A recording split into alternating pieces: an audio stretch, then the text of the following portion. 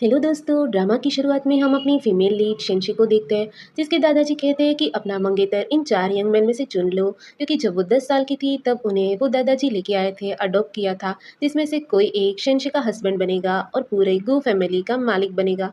तो वो सोचती है कि ओह, तो मेरा रिबॉर्न हुआ है, क्योंकि पिछली लाइफ में मैंने मोहान को चुना था, जिससे मैं बचपन से प्यार करती थी। पर शादी के बाद उसने अपनी फेक डेथ की न्यूज़ फैलाई और मुझे पूरी जिंदगी वीडियो बन के गुजारनी पड़ी। जब मैं गाँव गई तो पता चला कि साला वो तो वेवे के साथ बच्चे करके खुशी से जी रहा था। इस बात पे मेरी आर्ग्यूमेंट भी हुई, पर गलती से आग लग गई और मरते टाइम भी मुझसे बोलता है कि अगले जन्म में मुझे अपना हस्बैंड मत चुनना, मैं तो वेवे के साथ अपनी लाइफ बिताना चाहता हूँ। तो प्रेजेंट में सोचती है कि ठीक है, अब मैं दोबारा गलती वो नहीं करूंगी।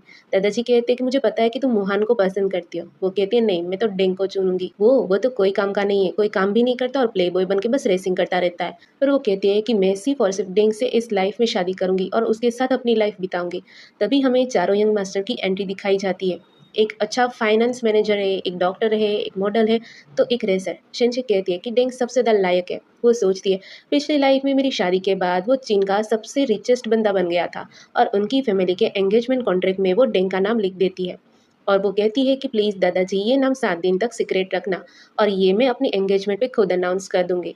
बाकी के 2 ब्रदर कहते हैं कि तुम बचपन से मोहन को प्यार करती हो, तो ज़रूर तुम्हारा फियांसे मोहन ही होगा। तो मोहन कहता है कि मैं तुम्हें प्यार नहीं करता, तो तुम मुझे मत चुनना। तो शेंशी सोचती है कि पिछली लाइफ में इसने मुझे ऐसे ऑन द स्पॉट तो मना नहीं किया था, तो क्या इसका भी दोबारा जन्म हुआ है। शेंशी कहती है कि तुमको गू फैमिली ने रेस किया है और तुम मुझसे शादी करने के लिए मना कर रहे हो। तो वो कहता है कि मैं वेवे से प्यार करता हूँ और उसके साथ ही शादी करूंगा, भले ही मुझे गू फैमिली के सामने ही क्यों न जाना पड़े। तो वो मन में सोचती है कि तुम्हारी वजह से मैंने पिछली लाइफ पूरी सफ़र की, तो 7 दिन तो मैं तुम्हें परेशान करूंगी बेटा। तभी वहाँ पर वेवे आती है, नाटक करने लगती है कि मोहन पर गुस्सा मत करो, तुमने मेरी वजह से उसे पब्लिकली रिजेक्ट कर दिया। तो वो उसे कहती है कि ठीक है, तुम दोनों को अपनी लाइफ स्टार्ट करनी है ना, ठीक है, तुम फ्री कर देती हूँ, तुम करो अपनी लाइफ स्टार्ट, पर तुम्हें इतने साल जो गू फैमिली ने पाला है और जितना खर्चा लगा है वो पैसा रिटर्न कर देना। यदि नहीं कर पाए तो हम कोर्ट में मैटर सेटल करेंगे। तो वो कहता है कि तुम पैसों के अलावा मुझे फोर्स कर भी क्या सकती हो। तो वो वापस नाटक करने लगती है, सर पटक पटक कर माफ़ी मांगती है, जिसकी वजह से उसके सर पे खून निकलने लगता है। तो वो देखकर मोहन उसके पास जाता है और सीजन को धक्का लग जाता है। तो सीजन गिरने वाली थी, पर डेंगू उसे पकड़ लेता है। वो कहता है कि देखो, ये तुम्हारा फियांसे, तुमने जो चूज़ किया है, तुम्हारा टेस्ट कितना ख़राब है, तुम्हें ढंग से चलना भी नहीं आता। वहीं पर मोहन उसे कहता है कि मैं तुमसे शादी करूंगा, पर इसके बाद तुम बेबी को परेशान मत करना, और उसे उठाकर वहाँ से जाने लगता है। तो डेंगू से कहता है कि देखो, तुमने जो फियांसे चूज़ किया है वो कैसा है। तो डेंगू से कहता है कि तुमने अब फियांसे चूज़ कर ही लिया है, तो अब हम चलते हैं। तो वो उसे कहती है कि तुम्हें तो हमारी शादी में ज़रूर आना है। तो उसके ब्रदर्स भी कहते हैं यदि तुम नहीं आओगे तो वेडिंग का एक गिफ्ट इसे कम मिलेगा। तो वो कहता है कि गिफ्ट तो मैं भिजवा दूंगा, और वहाँ से जाने लगता है। वो सोचती है कि पागल लड़का अपनी शादी में खुद ही आने को मना करता है। बाद में शेंशे अपने रूम में से मोहन की सारी चीज़ें फेंकने के लिए दे देती है। तभी उसका ध्यान जाता है तो वहाँ पे सितार नहीं था। वो पूछती है कि मेरा सितार कहाँ है। तो उसकी मेड बताती है कि वेवे को आपका सितार पसंद था, इसीलिए मोहन ने दे दिया और आपने भी उसे कुछ नहीं बोला। तो वो कहती है कि वो मेरी मॉम की आखिरी निशानी है, वो ऐसे कैसे वेवे को दे सकता है। और फिर वो सितार लेने के लिए जाती है। तभी वहाँ पर मोहन वेवे से कहता है कि तुम अच्छे से आराम करो। तो वेवे कहती है कि मुझे डर लग रहा है, 7 दिन के बाद तुम शेंशे से शादी कर लोगे। वो कहता है भले ही वो मुझसे शादी कर ले, पर मैं हमेशा तुमसे प्यार करूंगा और शादी के बाद हम भाग जाएंगे। ये सब कुछ शेंशे सुन लेती है। वो कहती है कि हाँ, तुमको भागना नहीं है, तुम्हें तो अपनी डेट की फेक न्यूज़ फैलानी है। वो कहता है कि मैं जब तुम्हें सितार बजाते हुए पहली बार देखा तो मुझे पहली नज़र में तुमसे प्यार हो गया था।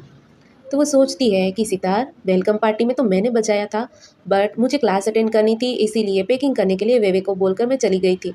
बट एक्चुअल में जब मोहन अंदर देखने आता है और पूछता है कि क्या सितार तुमने बजाया था, तो वेवे झूठ बोलती कि हाँ, मैंने बजाया था और इसीलिए वो इसके साथ रहता है। प्रेजेंट में शेंशी सोचती है इसका मतलब तुमने मुझसे प्यार तो किया, पर तुमने कभी मुझे पहचाना ही नहीं।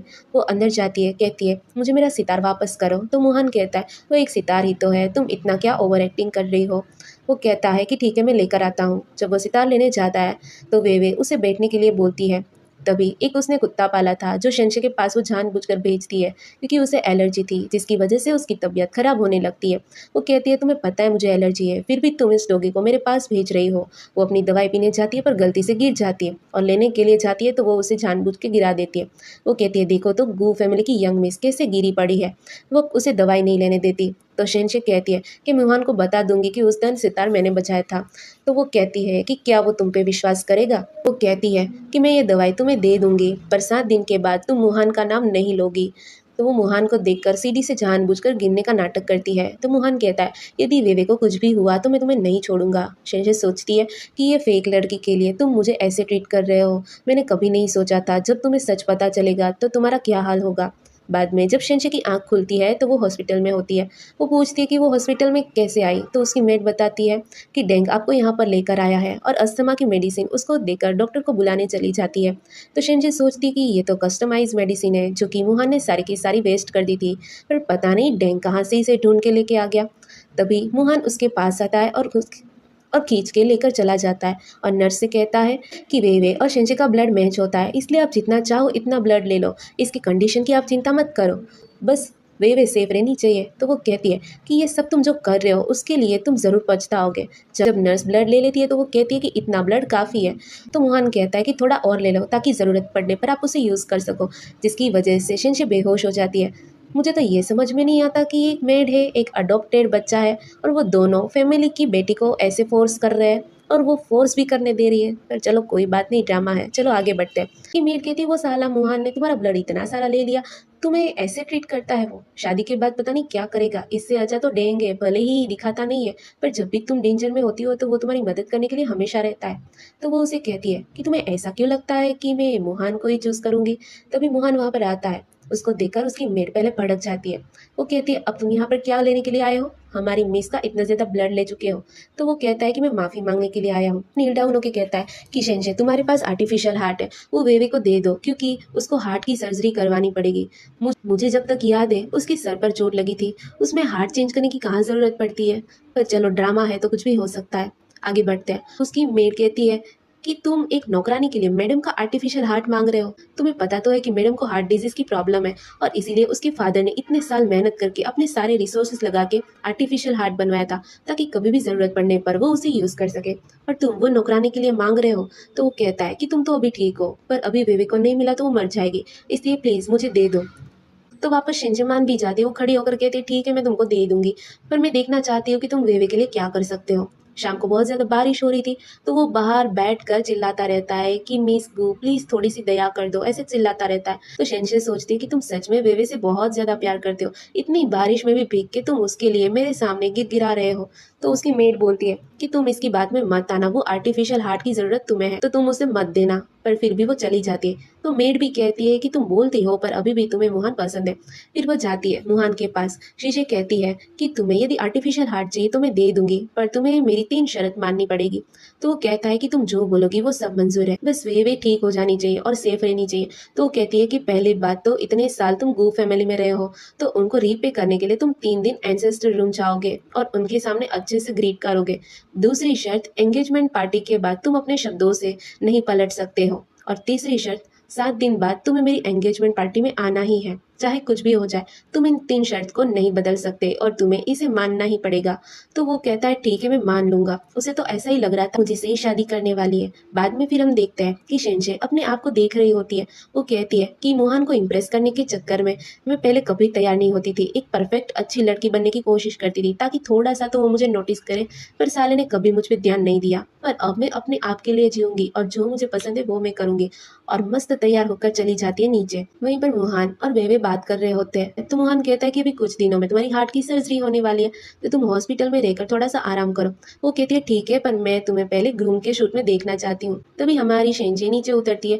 तो बाकी यंग मास्टर भी थे वहाँ पे, वो उसे देखते रह जाते हैं। वो कहते हैं हमें तो पहले पता ही नहीं था कि इतनी ज्यादा ब्यूटीफुल है, और इस तरीके के ड्रेस में तो कमाल की लग रही है। अब मुझे अफसोस हो रहा है कि काश मैं भी इससे शादी कर लेता। शेंशे वहां जाके पूछती है कि डेंग नहीं आया।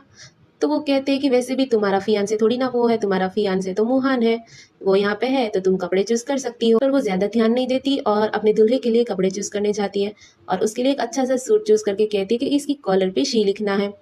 तो मोहन कहता है मुझे ऐसे लिखावट वाले सूट पसंद नहीं है, पर वो कहती है कि इसको इग्नोर करो और मैंने जो बोला है वही करो। सेल्स गर्ल कहती है कि आप दोनों में सच में बहुत ज्यादा प्यार है। तो वो कहती है कि मैं मोहन की बात नहीं कर रही हूँ, मैं डेंगशी की बात कर रही हूँ। वो तो देखती ही रह जाती है। फिर वे वहाँ से चली जाती। वो सोचती है कि मुझे किसी भी तरीके से शेंशे को हर्ट करना होगा ताकि कल एंगेजमेंट पार्टी ना हो सके।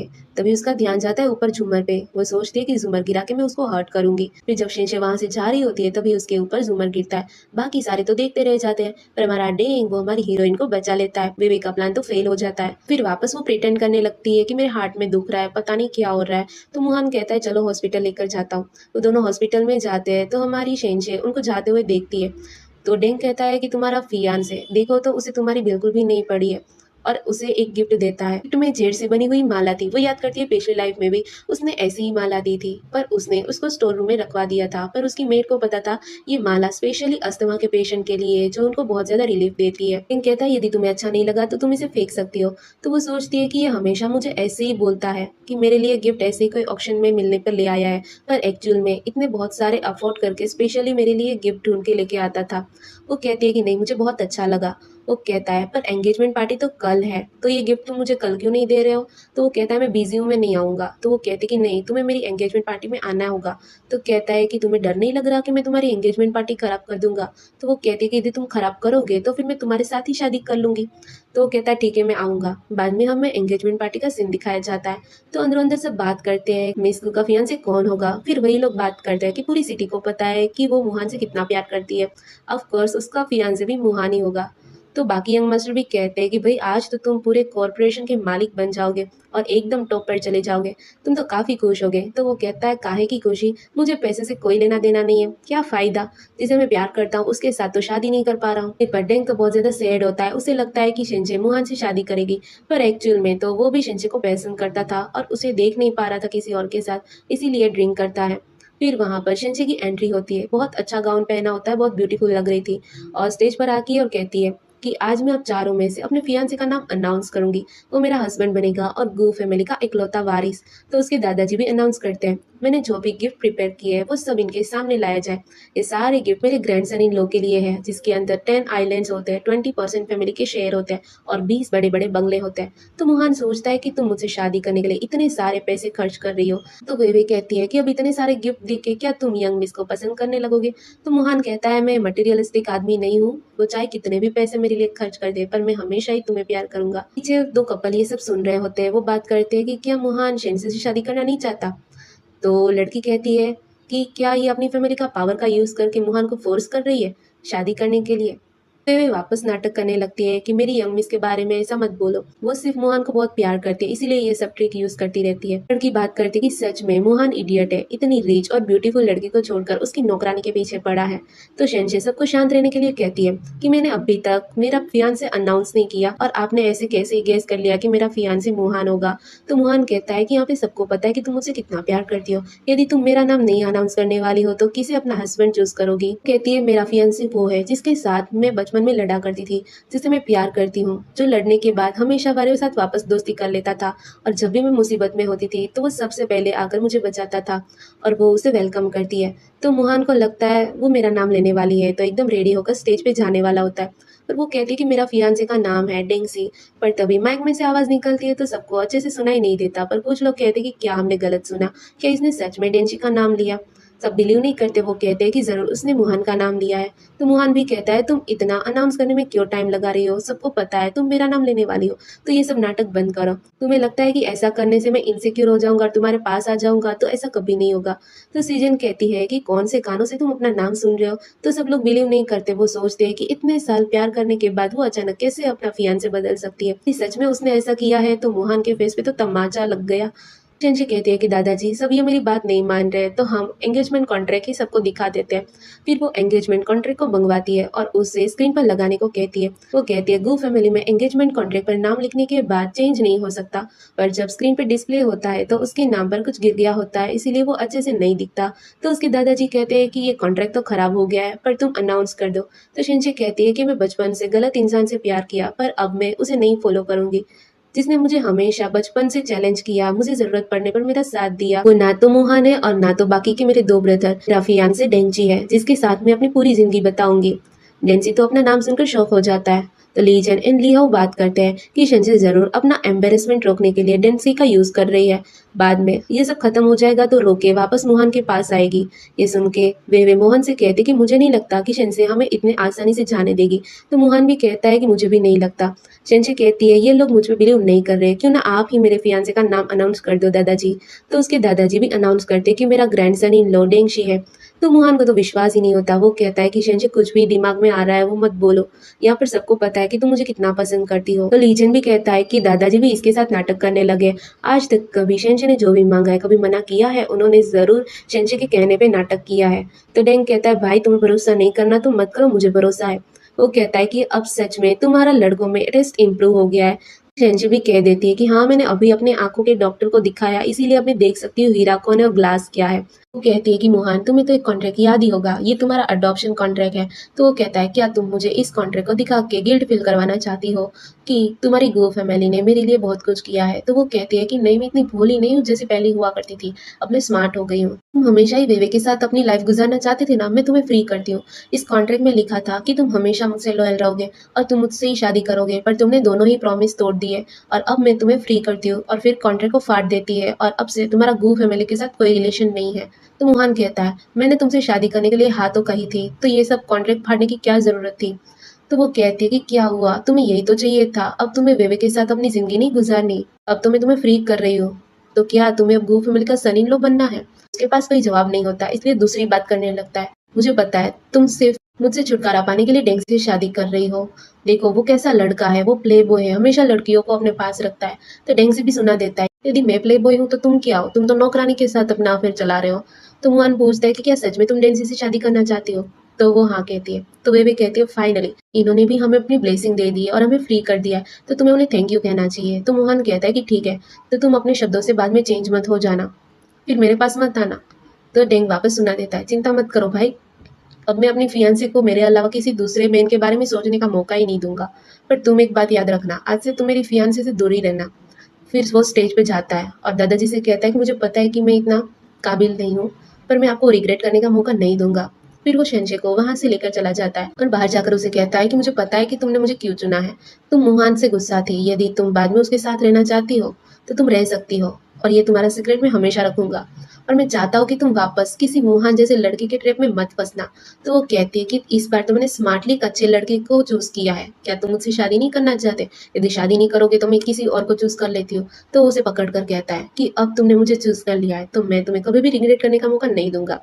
बाद में हम देखते हैं कि दोनों मैरिज ब्यूरो जाते हैं, तो वहां पर भी वो बार बार उसे पूछता है क्या तुम श्योर हो, क्या तुम मुझसे शादी पक्का करना चाहती हो। तो वो कहती है कल रात से तुम मुझे यही सवाल पूछे जा रहे हो। तो वो पूछता है ठीक है ये 108वीं बार फाइनल बता दो, क्या तुम पक्का मुझसे शादी करना चाहती हो। तो वहां पे मैरिज ब्यूरो वाली लड़की भी कह देती है कि भाई इतने साल के करियर में मैंने आपके जैसा कपल कभी नहीं देखा, ये यहाँ तक आ गई अब थोड़ी ना भाग जाएगी। तो वो कहती है जब हमारी शादी होने वाली है तो कपल के बीच में ट्रस्ट होना चाहिए। तो वो कहता है कि मैं तुम्हें कभी रिग्रेट करने का मौका नहीं दूंगा। तो वो सोचती है कि इस लाइफ में तो रिग्रेट नहीं करूंगी, पर पिछली लाइफ में मैंने मोहन को चूज करके पूरी लाइफ रिग्रेट किया था। बाद में वो उससे कहती है कि बहुत सारा सामान पैक करना है, मैं चाहती हूँ हमारे न्यू घर में शिफ्ट करना है इसलिए। फिर वो वहां से चली जाती है, तभी वहां कुछ कार आती है और बहुत सारे गार्ड आके कहते हैं आप बू फैमिली के वारिस हो और मास्टर और मैडम ने आपकी शादी की खबर सुनी और आपके लिए डिनर प्लान किया है, तो आपको मैडम को लेके आ जाना है। वो कहता है कि अभी नहीं, अभी थोड़ा टाइम लगेगा। वो कहता है कि अब 20 साल पहले घूम गए थे और अभी 5 साल पहले ही मिले हो, फिर भी आप वो फैमिली का बिजनेस जाकर नहीं संभाल रहे, वो फैमिली में रहकर रेसिंग करते रहते हो। तो वो याद करता है कि बचपन में जब बाकी बच्चे उसे बुली किया करते थे तब शेंशे उसे कंफर्ट करती थी। फिर हम ये भी देखते हैं कि उसका सितार का जब परफॉर्मेंस था तो वो स्पेशली उसे अटेंड करने के लिए आया था। वो कहता है कि जब वो मुझे पूरी तरीके से एक्सेप्ट कर लेगी तब मैं उसे विजिट करवाने लेकर आऊंगा। वहीं पर हम देखते हैं कि मोहन, लीजेन एंड लिहाओ तीनों बातें करते हैं। वो बताते हैं कि देखो ट्रेंडिंग में टॉपिक चल रहा है कि सीजन ने डेंग के साथ शादी कर ली है, सीजन और डेंग शादी करने वाले हैं और इसने ये भी लिखा है कि डेंग की मदद से गू कॉर्पोरेशन काफी ज्यादा सक्सेस हासिल करेगा। वो कहते हैं कि क्या सच में इस बार सीजन तुम्हें छोड़ के वो डेंग से शादी करेगी। तो मोहन कहता है ऐसा कुछ नहीं है, मैं वेवे से ज्यादा क्लोज था इसलिए वो मुझे नाराज है, और यदि वो अपना गू कॉर्पोरेशन डेंग के हाथ में दे भी दे तो 3 महीने में उसका बिजनेस खत्म कर देगा, क्योंकि उसके पास एक भी रियल जॉब नहीं है, वो बस रेसिंग करता रहता है। तो लीजन भी बोलता है कि ये बात तो तुमने सच कही, देखना 3 दिन में वो वापस आएगी और तुम्हारे साथ रहने के लिए गिड़गिड़ाएगी। ये सब कुछ वे भी सुन लेती है। वो सोचती है कि मुझे जल्द से जल्द मुहान से शादी करनी होगी, इससे पहले शेंचे अपना डिसीजन चेंज कर ले। वो उसके पास आकर कहती है कि मुहान, अभी सब कुछ सही चल रहा है तो क्यों ना हम दोनों शादी कर लें। तो मुहान कहता है कि सीजन का कोई भरोसा नहीं है, यदि उसने अपना डिसीजन चेंज कर लिया तो वो मुझे शादी करने के लिए फोर्स कर सकती है, और फिर मैं तुम्हें थोड़ी देर के लिए खुशी देकर दुखी नहीं देखना चाहता। तो वे भी सोचती है कि मुझे सिर्फ समझ में आ गया तुम सेशन को छोड़ना नहीं चाहते, इसीलिए वो रात को ग्लास में नशे की दवाई मिला के मुहान को पीने के लिए देती है। तो मुहान पानी पी के होट फील करने लगता है, और वेवे को शंशे समझ के उसके साथ नाइट स्पेंड कर लेता है। अगली सुबह वेवे कहती है कि कल रात तुम नशे में थे और तुमने मेरे साथ नाइट स्पेंड कर ली, तो तुम अब मेरी रिस्पॉन्सिबिलिटी लोगे ना, मुझसे शादी करोगे ना। तो वो हाँ कहता है, और कहता है कि आज रात ऑप्शन पार्टी में लेके जाऊंगा और तुम्हें जो भी रिंग पसंद है वो मैं तुम्हें वेडिंग रिंग के तौर पे दे दूंगा। तो वो कहती है कि अब मुझे विश्वास हो गया ने सही आदमी से प्यार किया है। फिर शंशे अपना सामान पैक कर रही होती है। वो देखती है कि उसके पास सितार का एक ही पीस है, पर एक्चुअल में उसकी मोम का जो सितार था वो खो गया था। तो उसे याद आता है कि पिछली बार वो सितार ऑक्शन में मिला था, पर उसका ध्यान मोहन पे इतना था कि वो सितार किसी मिस्टर जेड ने खरीद लिया था। वो कहते हैं इस बार मैं अपनी माँ का सितार जरूर खरीदूंगी। फिर हम देखते हैं कि वो ऑक्शन पार्टी में जाते हैं। तो डेंग कहता है कि ये ड्रेस आज तुमने क्यों पहनी है। तो वो कहते हैं कि ये ड्रेस मुझ पे अच्छी नहीं लगती। तो वह कहता है ये ड्रेस में तुम इतनी खूबसूरत लग रही हो कि सब लोग तुम्हें ही देखते रहेंगे, फिर मुझे जेलस होगी। तो उसे याद आता है कि पिछली लाइफ में भी उसने ये ड्रेस पहना था, पर मोहन ने तो कभी उसकी तारीफ ही नहीं की। तभी वहाँ पर मोहन और वे भी आते हैं। वो उसे कहते हैं कि तुमसे रहा नहीं गया, तुम्हें जैसे ही पता चला कि हम यहाँ पर ऑक्शन पार्टी में आने वाले, तुम भी मोहन को जेलस करने के लिए यहाँ पर आ गई। पर मोहन तुमसे जेलस नहीं होगा। तो वो कहती है कि तुम्हारी तो शादी भी नहीं हुई, पर हमारी तो शादी हुई है, तो हमारा तो ऑक्शन पार्टी में आना बनता है। और यदि तुम दोनों सच में शादी कर भी रहे हो ना, तो मुझे इनविटेशन कार्ड जरूर भेजना, मैं तुम्हारे लिए काफी अच्छा गिफ्ट प्रिपेयर करूंगी और तुम्हें कॉन्ग्रेचुलेट करने आऊंगी। फिर वो डैंग से कहती है कि यहाँ की हवा में बहुत ज़्यादा गार्बेज की स्मेल आ रही है, चलो यहाँ से चलते हैं। फिर वो लोग अंदर जाते हैं। फिर ऑक्शन पार्टी शुरू होती है, जहाँ पर सबसे पहली आइटम फॉरेन क्वीन की रिंग होती है, जिसकी कीमत 40 मिलियन होती है। तो वो कहते हैं मुझे ये रिंग चाहिए, इसलिए मोहन रिंग की प्राइस बोलता है। तो डैंग उसकी रिंग लेने के लिए ज़्यादा बीट बनाता है। तो मोहन कहता है वो रिंग मैं अपनी होने वाली वाइफ के लिए लेना चाहता हूँ, तुम बीच में मत पड़ो। तो वो कहता है कि ऑक्शन पार्टी तुम्हारी थोड़ी है, मैं भी अपनी फियांसे के लिए रिंग शादी के लिए लेना चाहता हूँ। तो वो कहता है कि तुम भले इतनी हाई प्राइस बोल रहे हो, पर पैसा तो शेंशी को ही देना पड़ेगा। तो शेंशी भी कहती है कि मुझे इतनी एक्सपेंसिव रिंग नहीं चाहिए। तो वो कहता है कि नहीं, मैं तुम्हें वो रिंग दिलवा दूंगा, और वो भी अपने पैसों से। फिर वो रिंग उसकी हो जाती है। तो मोहन कहता है कि कोई बात नहीं, मैं तुम्हें इससे अच्छी रिंग ला कर दूंगा। फिर बाद में दूसरी आइटम सितार रखा जाता है। ये सितार तो शेंशे को खरीदना था, इसलिए उसका पूरा ध्यान वहां पर था। जैसे ऑक्शन की प्राइस बिडिंग शुरू होती है, तो पहली बिडिंग वही करती है। फेवे को याद आता है कि ये सितार तो बचपन में मैडम शेंशे को सिखाया करती थी। उसने बोला था कि इसके ऊपर जो स्टोन है वो प्राइसलेस है, 24 कैरेट के है, और इसीलिए मैडम ने कहा था कि ये सितार को हमेशा संभाल के रखे। इसलिए वो जानबूझकर मोहन से कहती है कि तुम्हें मेरा सितार बजाना बहुत पसंद है, तो क्यों ना तुम मुझे ये खरीद के दो। तो मोहन शेंशे से ज्यादा प्राइस बोलता है। शेंशे को तो वो खरीदना था, तो तुरंत वो ज्यादा हाई प्राइस बोल देती है। मोहन कहता है तुम्हें सितार बजाना तो आता नहीं, क्या करोगी लेके, इससे बेटर है कि तुम वेवे को दे दो। डेंग को पता था उसकी वाइफ को ये सितार चाहिए, और उसकी मॉम की आखिरी निशानी है, इसलिए वो 2 फिंगर अप कर देता है, जिसका मतलब है अब इस ऑक्शन सेरेमनी में जो जो प्रोडक्ट है वो सारी की सारी उसकी है, इसे अब कोई खरीद नहीं सकता। तो मोहन कहता है कि तुम लाइट स्टाइट करके क्या साबित करना चाहते हो, बाद में ये पैसे तो शिंजे को ही देने पड़ेंगे। शिंजे भी कहती है कि ये सब करने की जरूरत नहीं है, तुम्हारे पास इतने पैसे कहाँ से आए। तो वो कहता है कि आज मैं अपनी वाइफ पे जितना चाहूँ उतना पैसा खर्च कर सकता हूँ। तो वो कहती है कि इन लोगों को जलते देखकर ये पैसों का अच्छा यूज हुआ। वे होस्ट अनाउंस करती है कि सारी आइटम सोल्ड हो गई है, पर ये सितार नहीं, क्योंकि ये सितार के मालिक की इच्छा थी, जो इसको बजाना जानता हो वही इसे खरीद सकता है।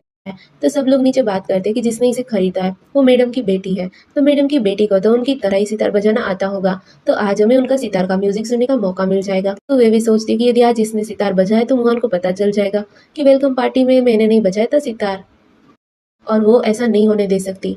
जब वो नीचे सितार बजाने के लिए जाती है तो वे भी कहती है कि तुम्हें सितार बजाना नहीं आता है, और जो चीज़ मोहन मुझे दिलाना चाहता है वो सारी चीज़ तुम ले लेती हो, एटलीस्ट ये सितार तो मुझे लेने दो। तो सब लोग सोचते कि हमें विश्वास नहीं होता, मेरी मदर इतना अच्छा सितार बजाती थी और इसे म्यूजिक में इंटरेस्ट ही नहीं है, और दूसरों को भी बुली कर रही है।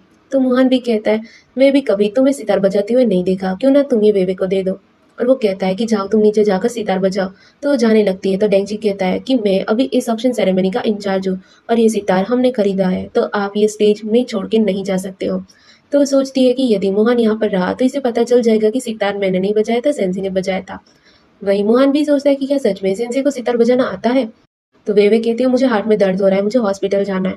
तो मुहान उसे हॉस्पिटल लेकर चला जाता है। वहीं पर हमारी शेंचे बहुत ही प्यारा सितार बजाती है। सुनकर हमारा डेंसी तो खो ही जाता है। पास्ट में हम देखते हैं जब वो सितार बजाना सीख रही थी, तो वो डेंसी से मदद मांगती थी कि क्या तुम मुझे सुनने में मदद करोगे? और वो पूरा पीस बजा नहीं पाती थी, तो उसे मदद करता था कि तुम एक-एक पीस सीखो। बाद में वो उसे कहता है कि तुमने काफ़ी अच्छा म्यूज़िक बजाया, तुम्हारी स्किल काफ़ी इम्प्रूव हो गई है। तो वो कहती है कि तुम्हारे जैसा कोच मेरे सर पे खड़ा हो, तो मैं कैसे कोई गलती कर सकती हूँ? तभी वहाँ पे एक पर्सन आता है, कहता है, यंग मास्टर सारी चीज़ें हमने अरेंज कर दी है गू फैमिली को देने के लिए। तो उसे इशारों में कह देता है कि तुम यहाँ से चले जाओ और कहता है कि तुम किसी गलत इंसान को यंग मास्टर कह रहे हो। मैं नहीं हूँ वो यंग मास्टर। तो सेंसे सोचती है कि सच में उसे गलती हुई गई। यदि तुम यंग मास्टर हुए तो फिर मैं यंग मिस्ट्रेस। फिर वो दोनों घर चले जाते हैं। बाद में मुहान सिटी की बेस्ट ड्रिंक मंगवाता है और वे भी से कहता है कि तुम्हें जो पसंद आए वो तुम खरीद लो। पर जब पे करने की बारी आती है तो सारे कार्ड वो देता है सारे फ्रोजन हो गए होते हैं। वो सोचता है कि ये सारे कार्ड मुझे शेंचे ने दिए थे, वो ऐसा नहीं कर सकती। वहीं पर हम देखते हैं कि शेंचे शेन्यू को कहती है कि मैंने जितने भी कार्ड दिए हैं वो सारे फ्रीज कर दो। आज वो ऑक्शन पार्टी में मेरे ही दिए गए पैसे से वेवे के लिए रिंग खरीदना चाहता था। यदि उसे सच में वेवे को कुछ भी देना है तो खुद कमाए और दे। पर मोहन भी सोचता है कि शिंजी यदि तुम्हें लगता है कि ये सब करके मैं तुम्हारे पास आऊंगा तो ऐसा कभी नहीं होगा। बेटा वेवे भी उसे भड़काती है कि शिंजी को लगता है कि वही सबसे ज्यादा रीच है। पर क्या तुमने बो फैमिली का नाम सुना है? वो सबसे ज्यादा रिच फैमिली है। यहाँ तक कि वहाँ के काम करने वाले लोग भी इनसे ज्यादा पैसे वाले हैं। मैं एक पर्सन को जानती हूँ और मैं तुम्हें उसे मिलवाऊंगी। यदि हमारा उनके साथ कनेक्शन बन गया तो हम आगे जाके काफी ज्यादा रीच हो सकते हैं। फिर तुम्हें पैसों के बारे में कभी नहीं सोचना होगा। बाद में वो उसे मिलवाने के लिए लेकर आती है। उनका नाम प्रेसिडेंट चेंज होता है। प्रेसिडेंट कहते हैं, मुझे सुनने में आया कि आपको पैसों की ज़रूरत है, पर आपके अंदर काफ़ी टैलेंट है, तो आप हमारा फाइनेंस डिपार्टमेंट संभालिए। यदि आपकी वजह से हमारा कोई भी नुकसान हुआ तो आप हमें जितनी रकम हम दे रहे हैं उससे 3 गुना रकम इंटरेस्ट के साथ चुकाओगे। तो ये कॉन्ट्रैक्ट पढ़कर मोहन को थोड़ा अजीब तो लग रहा था, पर उसका दिमाग वापस बिगाड़ देती है वे तुम कर लोगे, तुम्हारे अंदर काफ़ी काबिलियत है। अभी हमें बहुत अच्छी एंगेजमेंट पार्टी रखनी है, इसीलिए तुम इसे साइन कर दो। तो वो भी ईगो में आकर साइन कर देता है। बाद में डेंगशी और शेंशी बैठे होते हैं। शेंशी देखती है कि मोहन और वेवे ने एंगेजमेंट कर लिया है और अपनी एंगेजमेंट पार्टी रखी होती है। तो डेंग से कहता है कि यदि तुम्हें नहीं पढ़ना तो ब्लॉक कर दो। तो वो कहती है ब्लॉक क्यों करूँ, एक्चुअली मैंने उनके लिए काफ़ी अच्छा गिफ्ट प्रिपेयर किया है। तो वो कहता है कि क्या तुम्हें उसकी सगाई तोड़नी है और फिर उसके साथ भाग जाना चाहती हो? वो कहती है मेरी शादी हो गई है तुमसे, मैं क्यों भाग जाऊंगी? तो वो कहता है याद रखना तुम शादीशुदा हो, और वहाँ से चला जाता है। तो वो कहती है कि अचानक इसे क्या हो गया। वेवे और मोहन का एंगेजमेंट पार्टी दिखाया जाता है। सब लोग बातें करते हैं कि गू फैमिली ने कितना प्रेशर बनाया था, फिर भी मोहन ने वेवे से सगाई की। सीजन में तो कितना ज़्यादा एटीट्यूड और डोमिनेटिंग है। वही वेवे कितनी काइंड है। यदि मैं इसकी जगह होता तो मैं भी वेवे से ही शादी करता। पर जब वो सीढ़ी चढ़ने जा रही थी तभी वहाँ पर एंट्री होती है सेंचे की। तो सब लोग बातें करते हैं कि ये ऑलरेडी सगाई कर चुकी है, इसके बाद भी इसे शर्म नहीं है और यहाँ पर इनकी सगाई तोड़ने आ गई। तो वे भी कहती कि प्लीज़ हम दोनों को अकेला छोड़ दो। तो मोहन कहता है कि यदि तुम्हें थोड़ी सी शर्म बाकी है तो ये पार्टी छोड़ के चली जाओ। एक को मैंने 10 साल पाला और एक को 8 साल नौकरी दी, दोनों ही मेरे सर्वेंट हैं, और अपनी मिस्ट्रेस को अपनी एंगेजमेंट पार्टी में भी नहीं बुला रहे। यदि ये पुराना ज़माना होता तो तुम दोनों को मुझे चाय और पानी दे के सर्व करना पड़ता। कोई बात नहीं, चिंता मत करो, मैं तुम्हारी सगाई तोड़ने नहीं आई हूँ। मैं सिर्फ तुमसे कुछ सवाल पूछूंगी, वो जवाब मुझे दे दो। वो पूछता है कि क्या पूछना है।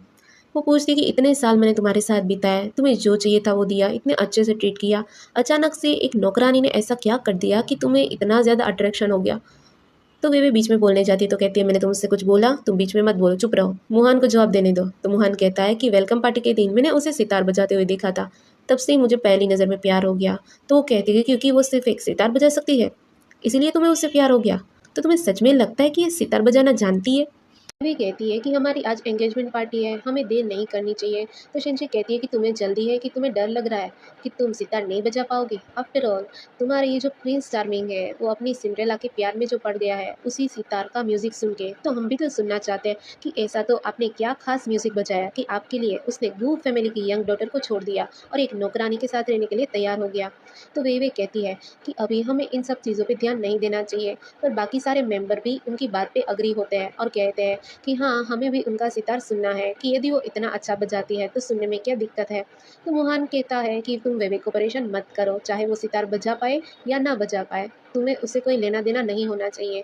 पर शिंजी कहती है कि तुम्हें सच में लगता है कि जो सितार तुमने सुना है वो वेवे ने बजाया था? तो मोहन याद करता है, पर वो लड़की के फेस पे तो मास्क लगा हुआ होता है। तो मोहन कहता है कि ठीक है, सब लोग बात कर रहे हैं तो क्यों ना तुम एक बार सितार बजा के इनको दिखा दो, ताकि सबकी बोलती बंद हो जाए और ये भी हमारी एंगेजमेंट पार्टी खराब नहीं करेगी। तो फिर ना चाहते हुए भी वेवे को सितार बजाने जाना पड़ता है। तो जब वो सितार बजाती है तो वो इतना ज़्यादा बेकार होता है। तो एक पर्सन कहता है कि इससे अच्छा तो मेरा 3 साल का बेटा अच्छा सितार बजा लेता है। तो सब बातें करते हैं कि क्या इतना बेकार म्यूजिक सुन के मोहन को इसे पहली नज़र में प्यार हुआ था। तो सेजिन कहती है कि सितार बजाने के लिए भी एक टेक्निक होती है, हाई बीट का ध्यान रखना पड़ता है, लो बीट का ध्यान रखना पड़ता है और उसकी मेथड थोड़ी सी बताती है। तो लिहाओ कहता है, तुम तो ऐसे प्रिटेंड कर रहे हो जैसे तुम्हें बहुत ज़्यादा सितार बजाना आता हो। हम इतने साल तुम्हारे साथ रहे हैं पर कभी तुम्हें सितार बजाते हुए नहीं देखा और तुम वेवे को बुली कर रही हो। यदि तुम्हें इतना ही ज़्यादा नॉलेज है तो क्यों ना तुम खुद ऊपर जाकर सितार बजाओ और बाकी लोग भी उस पर अग्री कर देते हैं। तो वो भी हाँ कहती है और कहती है कि ठीक है, अच्छे से सुनना, कहीं जो सितार तुमने सुना वो ये तो नहीं था, और भी वो ऊपर बजाने चली जाती है। तो वहाँ पर वेवे कहती है, या तुम मेरी शादी खराब करना चाहती हो। तो शिरीन कहती है, तुम्हें नहीं पता कि कैसे तुमने प्रिटेंड किया कि तुमने सितार बजाया। अब जो फियांसे से मुझसे चुराया था सबको सच पता चलना चाहिए। और उसे सितार लेकर बजाना चालू करती है। वो इतना ज़्यादा ब्यूटीफुल बजाती है तो मोहन को याद आया, तो वही धुन है जो मैंने वेलकम पार्टी पर सुनी थी। यानी कि सितार बजाने वाली लड़की कोई दूसरी नहीं पर शेंशी थी, यानी कि जिसे मैं अपनी दो लाइफ में प्यार करता था वो वेवे नहीं पर शेंशी थी। फिर शेंशी नीचे आती है और कहती है कि तुम्हें मेरा वेडिंग गिफ्ट कैसा लगा। कहता है कि तुमने मुझे पहले क्यों नहीं बताया। तो शेंशी कहती है कि यदि मैं बताती तो क्या तुम मुझ पर बिलीव करते। वो कहती है कि मुझे पहले कभी समझ में नहीं आया कि मैं तुम्हें इतना अच्छे से ट्रीट करती थी, उसके बाद भी तुम मुझसे इतनी ज़्यादा नफरत क्यों करते थे। पर अब मुझे सब समझ में आ गया, प्रॉब्लम मुझ में नहीं पर तुम में है, तुम्हारा ईगो, क्योंकि तुम्हें गू फैमिली ने अडॉप्ट किया था और तुम्हारा ईगो ही था जो तुम्हें मेरे सामने इन्फीरियर बना रहा था, इसीलिए तुम मुझसे कभी प्यार ही नहीं कर पाए। तो वो कहता है कि तुम सच कह रहे हो, मैं हमेशा तुमसे प्यार नहीं किया, क्योंकि मैं गू फैमिली का रेस किया हुआ अडॉप्टेड कुत्ता था जिसको सिर्फ तुम्हारे लिए पाला गया था। पर अब मुझे पता चल गया है कि तुम ही वो लड़की हो जिसकी वजह से मुझे पहली बार प्यार का एहसास हुआ। तो हम दोबारा साथ रह सकते हैं और इस बार मैं तुम्हें बहुत अच्छे से रखूंगा। तो वो कहती है कि तुम भूल गए क्या मेरी शादी हो चुकी है। वो कहता है कि कोई बात नहीं, तुम डिवोर्स ले लेना। तो वो उसे याद दिलाती है कि जब तुमने मुझसे आर्टिफिशियल हार्ट मांगा था तब मैंने तुम्हारे सामने एक प्रॉमिस लिया था कि मेरा फियांसे जो भी हो उससे तुम अपने शब्दों से पलट नहीं सकते। पर वो तो उससे प्लीड ही करता रहता है, पर वो उसे मना करके वहाँ से चली जाती है। बाद में मोहन जब घर पर आकर बुक्स खोल कर देखता है तो उसमें शेंजे का फोटो होता है। उसे याद आता है कि जब वो छोटे थे तब शेंजे ने उसे ये बॉक्स देकर कहा था कि 10 साल के बाद इसे ओपन करना। जब वो ओपन करता है तो उसमें लिखा होता है, जब हम दोनों 20 साल के हो जाएंगे तब तुम मुझसे शादी करोगे। तो मोहन को बहुत रोना आता है। वो सोचता है कि पिछली लाइफ में तो शेंशी मुझसे इतना ज़्यादा प्यार करती थी कि पूरी ज़िंदगी मेरे लिए वीडियो बन के रही थी। तो मैं इस बार शेंशी को अपने से दूर नहीं जाने दूंगा। और उसे फ़ोन करता है और मैसेज करता है। बाद में जब वो घर से बाहर निकलता है तो वहाँ पर वेवे खड़ी होती है। वो उसके पास जाती है, कहती है कि तुम मेरे मैसेज का जवाब क्यों नहीं दे रहे हो। तो वो उसे कहता है कि तुमने जानबूझकर प्रिटेंड किया कि तुमने सितार बजाया है। तो वो कहती है कि क्या सिर्फ तुम मुझे सितार के लिए प्यार करते थे, क्या हमारे बीच में जो कुछ भी था वो सब झूठ था। तो वो उसे कहता है कि तुम्हारी वजह से मैंने शिमसे से उसका आर्टिफिशियल हार्ट लिया था, तो कल हॉस्पिटल आकर उसे उसका हार्ट वापस दे देना। तो वो कहती है कि इसके बिना मैं मर जाऊंगी, तुम्हारी वजह से तो मैं सीढ़ियों से गिरी थी। तो वो उसे कुछ भी जवाब दिए बिना वहाँ से जाने लगता है। तो वेवे को गुस्सा आता है। वो कहती है, तुम्हें अभी सच पता चलने पर ऐसे रिएक्ट कर रहे हो, पर एक्चुअल में तुम पहले से ही सेंस से प्यार करते थे। जब से तुम्हें पता चला है कि शेंजी ने अपनी सगाई डेंग से कर दी तब से तुम्हारा ध्यान कहीं और ही रहता है। तो वो कहता है कि मैं तुम्हें एक्सप्लेन करना ज़रूरी नहीं समझता और वहाँ से चला जाता है। वहीं पर शेंशी फ़ोन पर मोहन के मैसेज पढ़ रही होती है तो वो उसे ब्लॉक करने जाती है, पर कुछ देर के बाद ब्लॉक करती है। तो पीछे से डेंग ये सब देख रहा था। वो कहता है कि यदि अभी तुम्हें मोहन के साथ जाना है तो जा सकती हो। वो कहती है कि मैंने उसे ब्लॉक कर दिया है ताकि वो मुझे आगे से ऐसे मैसेज ना भेज सके। तो वो कहता है कि तो फिर ब्लॉक करने में इतना टाइम क्यों लगाया, 10 सेकंड लगाई तुमने। तो वो कहती है कि क्या तुम जेलस फील कर रहे हो। तो वो अपना मुंह घुमा लेता है। वो कहती है कि जब भी तुम जेलस होते हो तुम्हारा कान रेड हो जाता है। तो वो कहता है कि तुम्हारा फ़ोन बज रहा है। जब वो फ़ोन उठाती है तो एक पर्सन कहता है कि इंपॉर्टेंट डॉक्यूमेंट साइन करना है, इसलिए घर के बाहर आओ।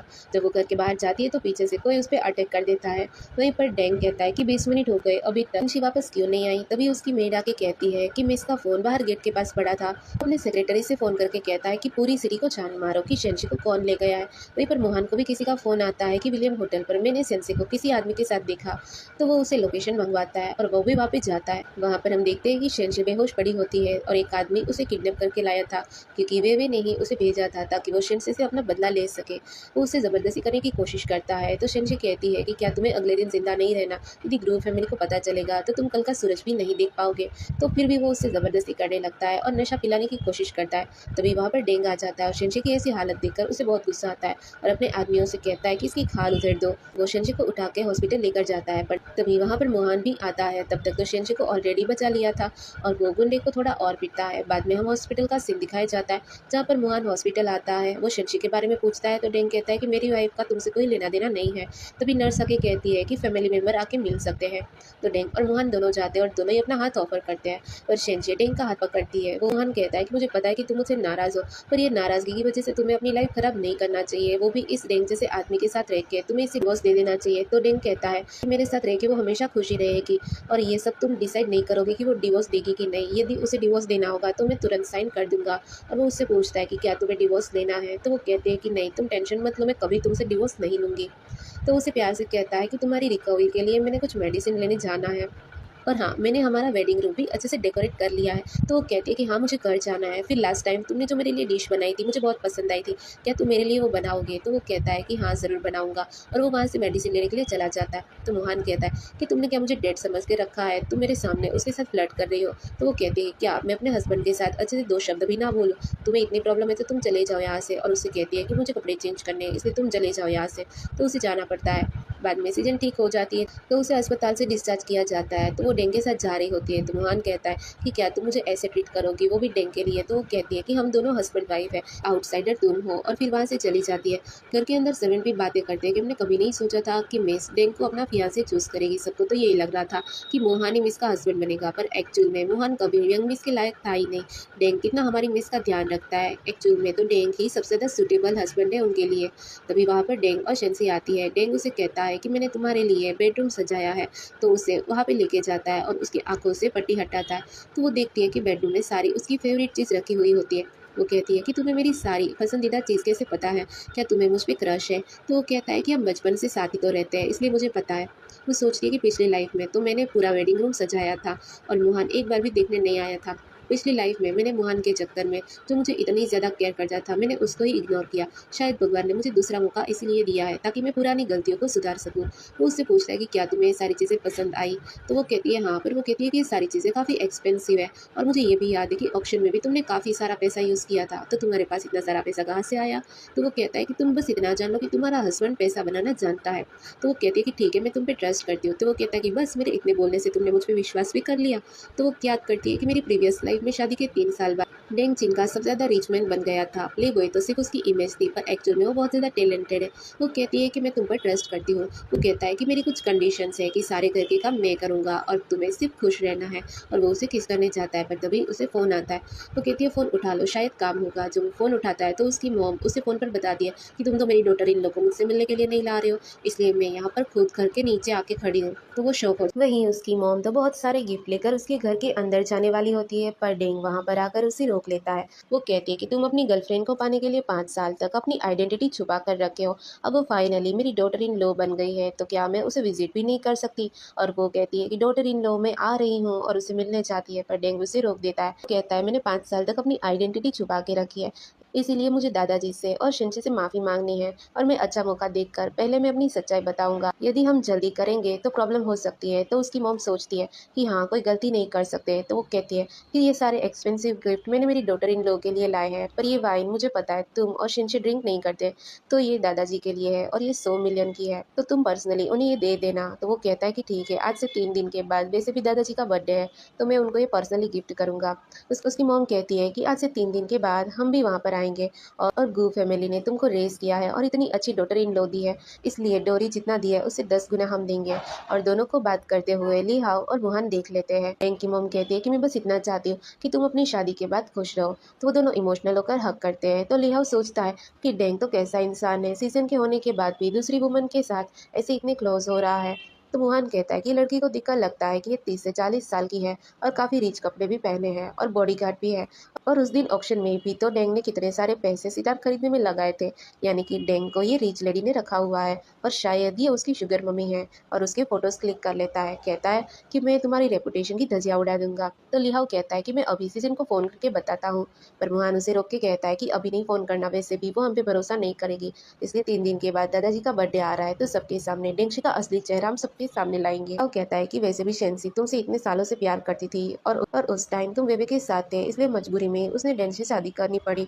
पर अब डेंशी की रियलिटी उसे पता चलेगी तो शायद वो तुम्हारे पास वापस आ जाएगी। तो वो कहता है कि तुम्हारी रेपुटेशन को मैं कम्प्लीटली डिस्ट्रॉय कर दूंगा, मैं ही सेंसे के लिए सबसे ज़्यादा बेस्ट हूँ। बाद में हम देखते हैं एक पर्सन आकर वो वाइन को डेंशी को देता है। वो कहता है कि हम जल्दी में थे इसलिए गिफ्ट रैप में करना भूल गए, इसीलिए पॉलीथीन बैग में लेके आए हैं। तो डेंग कहता है कि दादाजी और शेंगसेको पे किसी से कोई लेना देना नहीं है। अंदर जाते हैं तो उसकी मेड कहती है कि सारे गिफ्ट मोहन ने भिजवाए, मैं उसे फेंकने वाली थी पर वो कह रहा था कि ये सारे गिफ्ट वो दादाजी के लिए लाया था, इसलिए यहाँ पे रखे हुए हैं। तो वो कहती है कि रहने दो। तभी मेड की नज़र जाती है डेंग के हाथ पे, तो वो सोचती है कि मैंने सुना है कि मेस के लिए ऑक्शन में उन्होंने अपनी सारी सेविंग लगा दी थी, शायद इसीलिए अभी इनके पास पैसे नहीं है कि वो अच्छा गिफ्ट ला सके।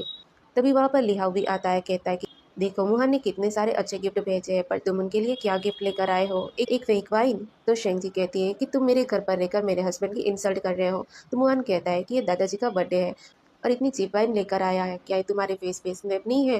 तभी वहाँ पर दादाजी आते हैं। वो कहते हैं कि क्या शोर मचा रखा है। तो लियाओ कहता है कि देखो दादाजी, डेंगजी आपके लिए चीप वाइन लेकर आया है और मोहन कितने सारे गिफ्ट लेकर आया है। तो दादाजी कहता है कि मोहन तुम यहाँ पर क्यों आए हो, तुम्हारा और गो फैमिली का आप कोई लेना देना नहीं है। मोहन कहता है कि मैं जानता हूँ, फिर भी आपने मुझे पाला है तो आपके बर्थडे पे गिफ्ट तो देना ही पड़ेगा। वहीं डेंगशी दादाजी को वाइन देता है, कहता है ये स्पेशल साउथ माउंटेन में बनाई जाती है। तो दादाजी खुश होकर कहते हैं कि तुम्हें कैसे पता चला कि मुझे इस तरीके की वाइन बहुत ज़्यादा पसंद है। कहती है वाइन सबको बांटो, आज हम इसे पियेंगे। तो लियाओ कहता है कि दादाजी आप ऐसे कैसे कर सकते हो, मोहन आपके लिए इतने सारे गिफ्ट लेकर आया है और आप डेंगसी की गिफ्ट को ले रहे हो, आप ऐसे भेदभाव कैसे कर सकते हो। दादाजी कहता है कि क्या हुआ, डेंगसी मेरा ग्रैंडसन इन लो है और जिससे मैंने इतने सालों तक पाला, उसने मेरी ही बेटी का दिल दुखाया। तो मोहन कहता है कि मैं जानता हूँ कि आप मुझसे हर्ट हो। तो लिहाओ कहता है कि दादाजी आपको शायद पता नहीं है कि मोहन ने वो फैमिली के साथ एक डील साइन की है और 3 साल में तो वो आप जितने रिच हो जाएंगे, इसलिए आप अभी सोच लो कि शेंजे की शादी आप किससे करना चाहते हो। तो डेंगशी कहता है कि सिर्फ इन्वेस्टमेंट ही किया है, इतना ज़्यादा उड़ने की क्या ज़रूरत है। तो लियाओ कहता है कि तुम्हारे पास तो पैसे ही नहीं है, तुम्हें इन्वेस्टमेंट के बारे में क्या ही पता। तो दादाजी को फ़ोन आता है तो वो बहुत ज़्यादा खुश हो जाते हैं। सेंसी पूछती है कि क्या हुआ। तो दादाजी कहते हैं कि मिसेस बो ने डोरी के गिफ्ट भेजे हैं। तो शेंशी कहती है कि शायद आपको सुनने में गलती हुई है, डोरी के गिफ्ट कैसे हो सकते हैं, बर्थडे के गिफ्ट होंगे। तो डेंग कहता है कि नहीं, उन्होंने सही सुना है, मेरी तरफ से ही गो फैमिली को ये गिफ्ट भेजे गए हैं। तो वहाँ पर लिहाव और बाकी उसका मजाक उड़ाते हैं, कहते हैं तुम्हारे लिए वो गिफ्ट क्यों ही भेजेंगे, जरूर मोहन की वजह से गिफ्ट भेजा होगा, क्योंकि मोहन ने उनकी बिजनेस संभालने में मदद की है, इसीलिए उन्होंने ये सारे गिफ्ट भेजे होंगे। तो मोहन भी कहता है कि हाँ, मैंने बहुत सारे बड़े बड़े डील क्रैक किए हैं, इसलिए मेरे लिए ही गिफ्ट भेजे हैं। तभी मेड आके बताती है कि सारे गिफ्ट जो भेजे वो आ गए, उसमें काफ़ी ज़्यादा महंगे महंगे गिफ्ट्स होते हैं और वो फैमिली के 20% शेयर शीशन के नाम कर दिए होते हैं। शीशन कहती है कि क्या उन्हें कोई मिस्टेक हुई है, क्योंकि वो मुझे 20% शेयर क्यों ही देंगे, क्योंकि वो 100 बिलियंस के होते हैं। तो डेंग कहता है कि कोई मिस्टेक नहीं हुई है। तो वो कहती है कि क्या कहना चाहते हो, क्या तुम वो फैमिली के हायर हो। तो वो कहता है कि यदि मैं हाँ कहूँ तो क्या तुम विश्वास करोगे। तो मोहन जो उसकी मोम के साथ फ़ोटो खींची थी वो सबको बता के कहता है कि डेंगसी के पास जो भी पैसे हैं ये शुगर मम्मी से आते हैं और शेंशी के होने के बाद भी ये दूसरी वुमन के साथ चीटिंग कर रहा है। तो शेंशी कहती है कि क्या तुमने मुझे चीट किया। वो कहता है नहीं। तो वो कहती है ठीक है, मैं तुम पे विश्वास करती हूँ। वो लोग पूछते हैं कि क्या तुम इस वुमन को जानते हो। तो वो कहता है कि हाँ, मैं इस वुमन को जानता हूँ और मैंने चीटिंग नहीं किया और मैं इस वुमन को इधर बुलाऊंगा भी। तभी उसकी मॉम की वहाँ पर एंट्री होती है। वो सबको बताती है कि वो फैमिली का हायर है और फिर वो मोहन को देखकर कहती है कि क्या तुम वही हो, तेरी डॉटर इन लोग को छोड़ दिया था। तो वो गलती से हाँ बोल जाता है। वो दादाजी से कहती है कि कोई प्रॉब्लम ना हो तो क्या मैं इन तीनों को बाहर फिकवा दूँ। तो वो हाँ कहते हैं, तो वो सारे लोगों को बाहर फिकवा दिया जाता है। बाद में हम देखते हैं कि शंशे पूछती है कि तुमने मुझे पहले क्यों नहीं बताया कि तुम वो फैमिली के हायर हो। तो वो कहता है कि मुझे चांस ही नहीं मिला बताने का, क्योंकि मुझे लगा तुम मोहन से शादी कर लोगी, फिर मैंने सोचा था कि तुम्हारी शादी के बाद ये शहर छोड़ के मैं बेजिंग चला जाऊंगा। वो याद करती है कि पिछली लाइफ में भी शादी के बाद वो वापस कभी नहीं आया था। वो कहती है हाँ, फिर तुम वहाँ पर सेटल हो जाना चाहते थे और यहाँ पर कभी वापस नहीं आना चाहते थे। वो कहता है तुम्हें कैसे पता। तो डेंशी कहती है कि अब तुम गो फैमिली के प्रिंस हो और मैं गो फैमिली की यंग मिस, हमारे बीच में काफ़ी डिफरेंस है। पहले मैंने तुम्हें चूज़ किया था, अब मैं तुम्हें चूज़ करने का मौका देती हूँ। क्या तुम मुझे चूज़ करना चाहते हो, तुम चाहो तो मुझे रिजेक्ट कर सकते हो। तो वो उसे हक करके कहता है कि मैं तुम्हारे साथ ही हमेशा रहना चाहता हूँ। तभी वहाँ पर मोहन आता है। वो कहता है कि मैं 5 मिनट शीशन से बात करना चाहता हूँ। तो वो हाँ कहती है। वो कहता है कि जब तुमने हॉस्पिटल में मेरा हाथ नहीं थामा था तभी मैं समझ गया था कि हमारे बीच में जो कुछ भी है वो सब खत्म हो चुका है, पर फिर भी मैं उसे एक्सेप्ट नहीं कर पा रहा था। पर आज जब डेंग की आइडेंटिटी पता चली तो मुझे लगता है कि तुम मुझसे ज़्यादा अच्छा डिजर्व करती हो, इसलिए मैं तुम्हें फ्री करता हूँ और तुम अपनी लाइफ में खुश रहो। तो वो उसे थैंक यू कहती है। बाद में मोहन वहाँ से चला जाता है तो वो उसे एक मैसेज ड्रॉप करती है जिसमें लिखा होता है कि मैंने पिछले लाइफ की कुछ गलती सुधारी और अब मैं अपनी लाइफ में खुश हूँ, मैं चाहती हूँ कि तुम भी मूव ऑन करके खुश रहो। तो वो समझ जाता है कि सीजन का रिबर्न हुआ है और उसे सब कुछ याद था, इसीलिए तो इस बार उसने उसे चूज़ नहीं किया क्योंकि वो हार्ट ब्रोकन थी। बाद में हमें कुछ टाइम के बाद सीजन का सीन दिखाया जाता है जहाँ पर सीजन बुक अरेंज कर रही होती है तो गलती से फाइल एक हाथ में आ जाती है जिसके अंदर मिस्टर जेड लिखा होता है। वो याद करती है कि पिछली लाइफ में भी मिस्टर जेड ने सितार खरीदा था। तो उसे डाउट होता है कि कहीं ये मिस्टर जेड डेंग तो नहीं, इसीलिए वो ऑप्शन का नंबर डायल करके कहती है, मिस्टर जेड से मुझे मिलना है, तो क्या आप मेरी मीटिंग अरेंज करवा सकती हो। और उसका नाम पूछती है। वो सोचती है कि पिछली लाइफ में भी तुमने मेरी मॉम की चीज़ों को संभालने के लिए उसे खरीद दिया, तुम पिछली लाइफ में भी मेरे बारे में कितना अच्छा सोचते थे। और उन्हें एक जगह पर आने के लिए इनवाइट करती है। तो जब वो वहाँ पे मिलने जाती है, फ़ोन लगाती है, तो डेंग वहाँ पर आया होता है। तो वो उसे देखकर वो कहती है कि मिस्टर यंग, मास्टर बो, डेंगशी या फिर मिस्टर जेड, तुम कितने झूठे हो। वो कहता है कि इसमें झूठ बोलने वाली कौन सी बात है। वो कहती है कि मुझे हमेशा से ही तुम बचपन से प्रोटेक्ट करते आए हो, हमेशा मेरी केयर करते थे, उसके बाद भी तुम कभी एडमिट नहीं करते कि तुम मुझे पसंद करते हो। तो वो कहता है कि तुम हमेशा बचपन से मुहान को पसंद करती थी, इसलिए यदि मैं ये सब चीज़ें नहीं करता तो तुम मुझे कैसे नोटिस करती। फिर वो कहता है कि मैं तुमसे प्यार करता हूँ, और वैसे तो हमारी शादी कल है ही, पर मैं तुम्हें फिर भी प्रपोज करना चाहता हूँ कि क्या तुम मुझसे शादी करोगी। तो वो हाँ कहती है, और फिर वो दोनों हक कर लेते हैं, और यहाँ पे ड्रामा की हैप्पी एंडिंग होती है। तो आपको ये ड्रामा कैसा लगा तो मैं कमेंट सेक्शन में ज़रूर बताना, और वीडियो को लाइक करना, और यदि आप चैनल पे नए आए हो तो आपका बहुत बहुत थैंक यू सो मच। और ये चैनल को सब्सक्राइब ज़रूर करना ताकि आपको ऐसे ही अपकमिंग वीडियोस मिलते रहे। तो मिलते हैं